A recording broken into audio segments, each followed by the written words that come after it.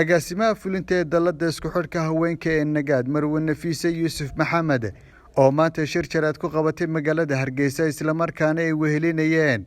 qaar ka mid ah haweenweynaha Soomaaliland ayaa waxay ka digtay in xeerka doorashooyinka horyaala golaha wakiilada ee Soomaaliland laga saaro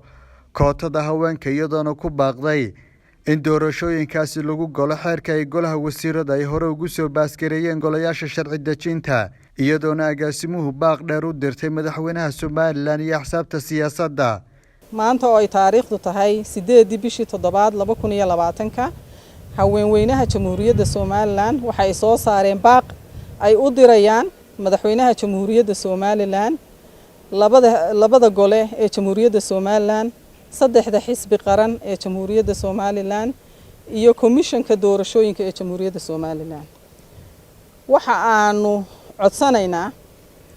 xeerka doorashooyinka ee ay ku jirto kootada ama qoondada haweenka iyo dadka la haybsooco in ahmiyad gaar ah la siiyo waxa kale oo aanu maalmahan maqlaynaa in ay soo baxeen tuhunno lagu qaadacayo ama lagaga saarayo kootada haweenka xeerka doorashada waxa aanu ka digaynaa xeerka doorashada oo ay ka maqan tahay qoondada haweenku inuu noqdo ka maanta lagu galo doorashada Jamhuuriyadda Soomaaliland Jamhuuriyadda Soomaaliland rag iyo dumarba way u siman yihiin xaq baana u leeyihiin waxa aanu doonaynaa xeer ay ku jirto kootadii ee madaxweynuhu soo ansixiyay iyo golihiisa wasiiradu in lagu galo doorashada maanta ay nagu soo socota